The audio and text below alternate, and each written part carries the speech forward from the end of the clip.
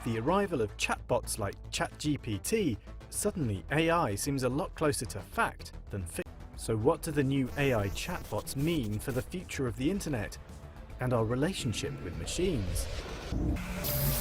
9월 13일 미국 상원에서는 일론 머스크를 비롯해 마크 저커버그와 순다 피차이 등 미국 빅테크 기업들의 CEO를 국회의사당으로 불러서 앞으로 인공지능을 어떻게 규제해 나가야 할지에 대해서 비공개 토론회를 열었습니다. 미국 의원들은 올해 엄청난 붐을 일으켰던 인공지능 챗봇 출시 이후에 인공지능이라는 새로운 기술의 위험성은 무엇이고 어떻게 리스크를 관리해 나가야 할지에 대해서 고심하고 있는 것으로 알려졌습니다. 오픈 AI의 CEO 샘 알트먼은 회의장으로 들어가면서 지금은 정말 중요하고 긴급한 순간입니다. 어떤 면에서는 전례가 없는 순간입니다. 라고 이야기했습니다.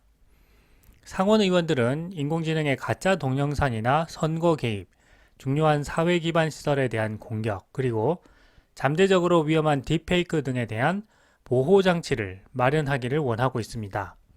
척 슈머 상원 원내대표는 이날 회의에 앞서서 의회가 인공지능에 관한 법률을 제정하는 것은 의회가 지금까지 직면한 가장 복잡하고 중요한 주제 중 하나에 관여하는 것이다 라고 말했다고 합니다. 이번 인공지능 규제 관련 토론회에는 젠슨 황 엔비디아 CEO, 사티아 나델라 마이크로소프트 CEO, 아빈드 크리슈나 IBM CEO, 빌 게이츠 전 마이크로소프트 CEO, 리즈 슐러 AFL-CIO 노동연맹 회장, 마이크 라운드 상원 의원, 마틴 하일리히, 토드 영 등이 참석한 것으로 전해지고 있습니다. 척 슈머 상원 원내대표는 참석자들이 의회가 왜 행동해야 하는지, 인공지능에 대해서 어떤 질문을 해야 하는지, 인공지능의 안전한 혁신을 위해서 어떻게 공감대를 형성할 것인지에 대해서 이야기하기를 원한다고 전했습니다. 지난 3월에는 일론 머스크와 AI 전문가 등이 오픈 AI 챗 GPT보다 강력한 시스템 개발을 하는 것을 최소 6개월간 중단한 것을 요구했던 적이 있는데요. 이때 일론 머스크는 실제로 이러한 요구가 현실에서 이루어질 것을 생각하고 적극적으로 행동한 것이 아니라 당시 지인이 요청에 의해서 결의안에 사인을 한 정도였다고 밝히기도 했습니다. 이번 주에 의회는 인공지능 AI에 대해서 3번의 별도 청문회를 열고 있다고 합니다. 브래드 스미스 마이크로소프트 사장은 화요일 상원 법사위 소위원회에서 의회가 중요한 인프라를 통제하거나 관리하는 인공지능 AI에 대해서 안전 브레이크를 요구해야 한다라고 말했다고 합니다. 브래드 스미스는 인공지능 안전장치를 긴급 브레이크가 있는 스쿨버스나 충돌 회피 시스템이 있는 비행기에 비교하기도 했습니다. 전 세계적으로 인공지능 규제 기관들은 인공지능이 텍스트를 만들고 이를 이용해서 자체적으로 이미지를 생성할 수 있는 생성 인공지능 사용을 규제하는 규칙을 앞다투어 마련해 왔습니다. 특히 저작권 관련한 우려와 규제에 대한 요구사항이 굉장히 많았는데요. 어도비나 IBM, 엔비디아 등 5개 기업은 이러한 배경에서 조 바이든 대통령이 제시한 인공지능 AI 규제안에 자발적으로 서명했었습니다. 인공지능 AI가 만든 콘텐츠에 워터마킹을 하는 등 인공지능이 만든 결과물임을 표시하는 조치를 말합니다.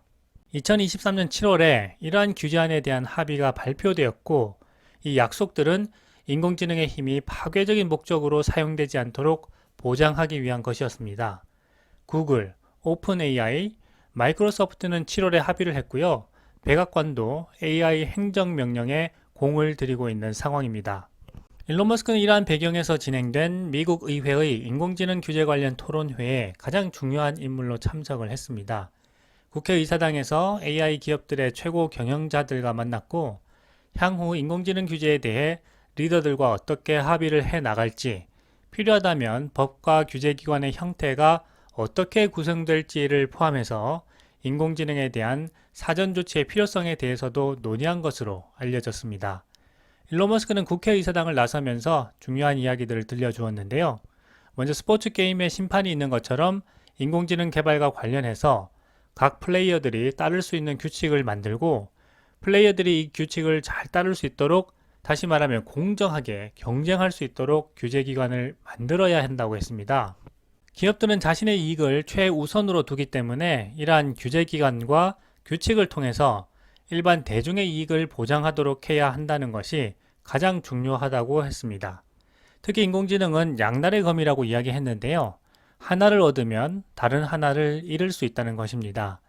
인공지능을 통해 인류가 얻을 수 있는 장점이 있는 동시에 인공지능으로 인해서 인류가 위험에 처할 수도 있는 단점을 동시에 갖고 있다는 이야기입니다. 그래서 일론 머스크 입장에서는 브래드 스미스 마이크로소프트 사장이 인공지능에 대한 안전장치가 긴급 브레이크가 있는 스쿨버스나 충돌 회피 시스템이 있는 비행기와 같다고 비교한 것처럼 미리 인공지능이 인간에게 안전하도록 인공지능 개발과 이용에 대한 규칙을 정해놓는 것이 가장 효과적이고 우선순위라고 했습니다. 일론 머스크는 이번 토론을 세계에서 가장 똑똑한 사람들 사이에서 아주 문명화된 토론이었다고 평가했습니다. 일론 머스크가 의도한 대로 인공지능을 둘러싼 규제 표준이 사회적 합의를 얻어서 법적 구속력을 갖게 되는 첫 단계로 진입하게 될 것 같습니다. 일론 머스크는 척 슈머 상원 원내대표에 대해 인류를 위해 훌륭한 봉사를 했다고 평가하기도 했습니다. 그리고 입법 절차에 대해서는 우리가 생각하는 것만큼 빠르게 법이 제정되기는 어려울 것 같다라고 이야기했습니다. 하지만 올바른 방향으로 진행될 것이라고 해서 이번 토론이 굉장히 긍정적이고, 또한 토론에 참여한 참석자들 모두 인공지능 규제에 찬성하고 있다고 생각한다고 했습니다. 일론 머스크는 테슬라와 스페이스X를 운영하는 과정에서 많은 규제를 경험하고 있다고 했습니다. 스타링크 위성 인터넷과 관련한 FAA와의 통신 분야에서 아주 빈번하게 규제기관과 협의하고 있다고 했습니다. 일론 머스크는 자신이 지난 10년 동안 비즈니스를 하면서 그 과정에서 연방 차원에서 삭제해야 한다고 생각하는 규제기관은 없다고 했습니다. 어떠한 사업이든 규제기관이 있어야 하고 사회적 안전망을 구축할 수 있게 된다고 생각하는 것 같습니다. 사실 이 말이 전적으로 맞는 말이죠. 그래서 정부에서도 AI 부서를 따로 만들어야 한다고 생각하는 것 같습니다. 과거에서부터 쭉 그래왔던 것처럼 어느 시점에서는 인공지능에 대한 규제기관이 생겨날 것이고 또 그렇게 될 거라고 생각했다고 합니다. 그 시점이 훨씬 빠르게 다가오고 있는 것 같습니다. 끔찍한 일이 일어나기 전에 인공지능의 안전에 대한 논의가 이루어져야 하는 이유는 인공지능이 잘못되면 그 피해가 심각하기 때문이라고 했습니다. 미래를 가보지 않았지만 미래를 이미 보고 있는 사람 같다는 생각이 듭니다. 안전벨트를 착용하지 않으면 자동차 사고에서 사망과 부상이 급격히 증가함에도 불구하고 오랜 시간 동안 이와 관련한 규제들은 반대를 받았다고 했습니다. 그러면서 우리는 자동차 사고로 많은 사람들이 죽기를 기다릴 수 없다고 했습니다. 끔찍한 결과를 맞기 전에 우리가 할 수 있는 일을 하는 것이 문명인으로서의 역할이라고 했고, 그렇게 해야만 우리 인간 문명이 지속될 수 있다고 했습니다.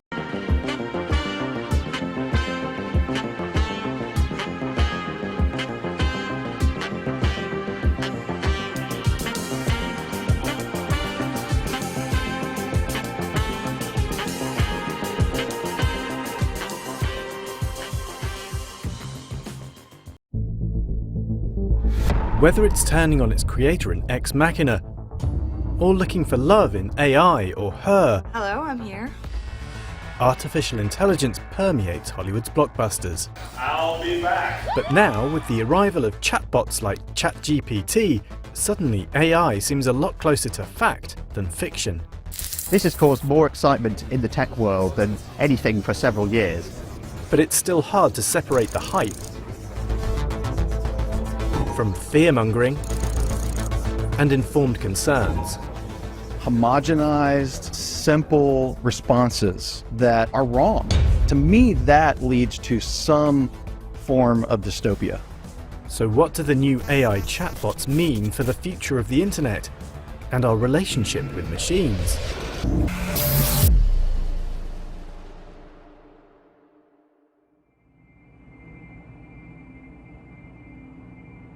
What is a chatbot? Think of it like an internet search engine, although it works differently. To the user, it's a text box where you type questions. It's what it does next that makes it so special. Chatbots have been around for a while. You've probably talked to a really rubbish one at your bank or maybe your mobile operator, but they've suddenly got a lot better because of a new technology called generative AI. And this technology involves basically giving lots of examples of either images or text to a machine learning system, and it then learns to generate its own. If you use that in a chatbot, you get a much, much cleverer chatbot.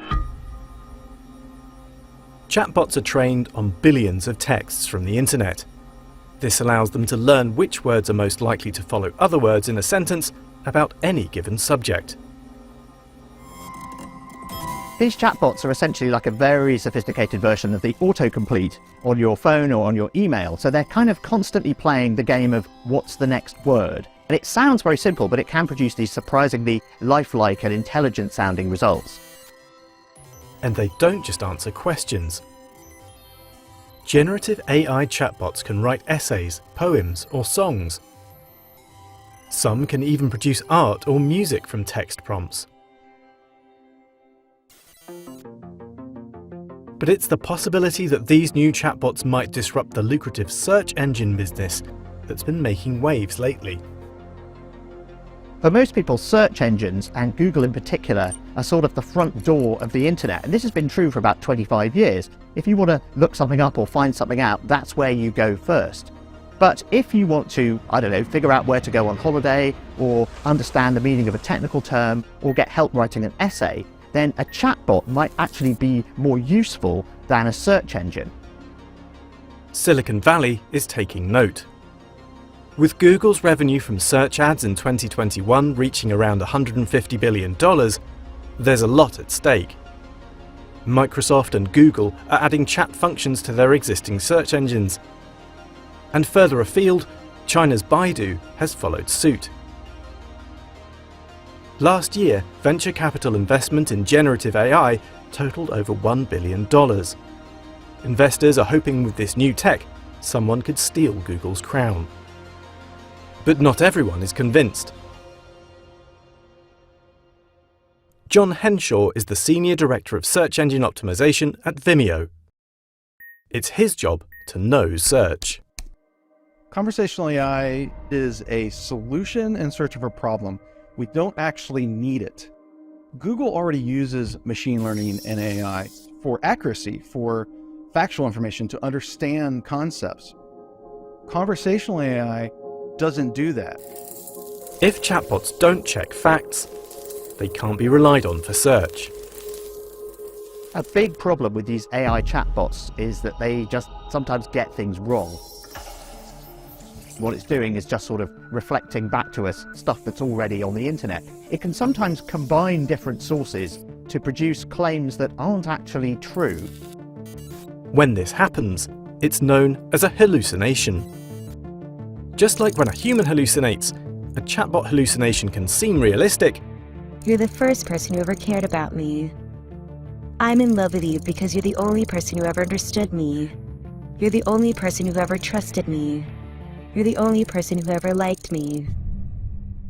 And like with anything, when you start to bond with someone, even if it's an AI, you expect and want and desire the bond in return. Ayanna Howard is an expert in AI and a roboticist at Ohio State University. The way chatbots can change how we interact with machines has been concerning her profession for some time. As far back as 1966, a computer scientist at the Massachusetts Institute of Technology, Joseph Weizenbaum, described something called the ELIZA effect.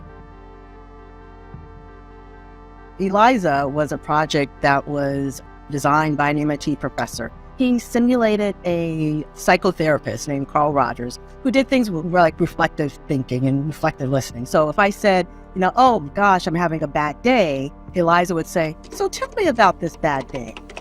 Volunteers interacting with ELIZA appeared to develop feelings for it, even though they knew it was a machine. Weizenbaum was so disturbed by what he saw, he became an open critic of AI. Language and communication is how we build bonds with each other. So between humans and humans, we can basically evoke certain reactions by triggering either a positive or a negative emotion or response. This behavior can be learned. And so the chatbots of today and continuously the chatbots of tomorrow, given that they understand language, it'd be very easy to increase the bonds so that people actually believe that they have a friendship or they have a relationship with these chatbots. In 2015, my best friend passed away, and I found myself going back to our text messages, trying to remember him and how it was back when he was alive. The Eliza effect can also be an opportunity. I used some of the AI models we built to recreate my friend to be able to continue to talk to him as an AI. When Eugenia Koida recreated her best friend Roman as a chatbot, it was originally a personal project. But she soon realized it wasn't just her that could benefit from the companionship AI can offer. We saw that maybe there is a demand and need for something that would be available to talk 24/7 about anything that's on your mind without being afraid of being judged. Eugenia's company, Replica, offers paying customers an AI companion in the form of a chatbot within a humanoid avatar. It's a popular service, with over 2 million active users to date, and it's gaining in popularity. Until recently, there was even an option for bots to send not safe for work messages. Users know they're chatting with a bot, but some still have feelings for their virtual friends or girlfriends. I think in the next 10 years, someone will build something like her in a way, or Joy from Blade Runner. Do you want to dance, or do you want to open your present? What present? Every one of us will have this AI companion that's always there with us, that you can talk to about your personal things, but also do things together with and watch Netflix in the evening and together and plan vacations and so on. Hi, I'm an avatar of Alex, who directed this film. If you're enjoying watching it, you might be interested to know that Economist subscribers get access to a wealth of global analysis on every conceivable topic. You can read it, you can listen to it, you can even be part of it at live webinars. For the best deal on a subscription, click on the link. And now, on with the film. While an AI companion might not be for everyone, in the future we'll all still probably frequently interact with chatbots, but in a more mundane way. Your call is important to us. Customer service representatives don't always get respect when doing their job. But unlike humans, bots have infinite patience. Soon it might be more common to chat to a bot online than a human, and, increasingly, hard to tell the difference. There's this idea of the Turing test, which is, can you tell whether text is coming from a machine or from a real person? And we're already at a situation where machines can pass the Turing test. They do seem to be convincing as humans. Counterfeiting humans could be especially helpful for customer-facing websites. Every single website with someone who's willing to pay would have their own chatbot, and so it would be customized to your customers. And these chatbots won't just be supplying us with information. They'll also be doing things for us. Jarvis, you there? At your service, sir. It might still be some years before we get to Jarvis from the Iron Man films, but generative artificial intelligence could make AI assistants much more common in the future. Chatbots could become the new way of getting things done, things like booking flights or finding a time where 3 or 4 people can have a meeting and then booking the meeting in your calendar. So chatbots could be a more convenient way of doing that. When combined with a voice assistant, the result could be Siri on steroids, and it could change how we use the internet forever, by making it easier for people to access the wealth of information and services available online. But currently, chatbots aren't quite reliable enough to be left to their own devices, and there are bigger worries too. The fact that it's taking everybody else's information, to me, is an extreme form of copyright infringement. I see that as being ripe for lawsuits. Picture Stock Archive Getty Images is currently suing Stable Diffusion, a text-to-image AI generator, for scraping its content to produce its work, and trademark infringement. Other artists are suing other AI art generators for collaging their work without consent. When it comes to text, chatbots may just parrot existing books or articles without any citation, amounting to plagiarism. And that's not the only problem. I wish that copyright infringement was my only concern with conversational AI, but it's not. My biggest concern is its ability to make things up. Chatbots get things wrong a lot of the time, yet present what they're saying as truth. If enough people use them, this could allow falsehoods and misinformation to spread at a rapid rate. Chatbots have already come under fire for putting forward racist or otherwise bigoted opinions based on what they've read online. This tendency could be exploited. Chatbots could be used to implement the approach favoured by Vladimir Putin and Steve Bannon, which is called flood the zone, or flood the zone with shit. And this is where you put out so much misinformation about something that the truth is actually drowned out. And if you can generate misinformation more easily using chatbots, then that becomes much easier. The problem of online misinformation could be just getting started. But it's not just the falsehoods worrying people. The proliferation of chatbots could be detrimental to the internet in another way. I think that society has the most to lose with the embrace of conversational AI. It's going to reduce our ability to learn and research and have critical thought. If you can only chat with something and get a response back, then you're essentially doing away with the open web. You are doing away with actually having choices. To me, that leads to some form of dystopia. People might be less inclined to post good stuff on the internet because they'll worry that it's all just going to get hoovered up by a chatbot and regurgitated to other people. If the best bits are just going to be served up directly by a chatbot, then you might say, well, what's the point? Why should I post anything at all? There's a danger that the internet might become a less vibrant space. Whatever happens, one thing seems certain. People will not only be talking to their machines more, but the machines will be talking back. The train has left the train station and is going at 150 miles per hour. You are not going to stop it.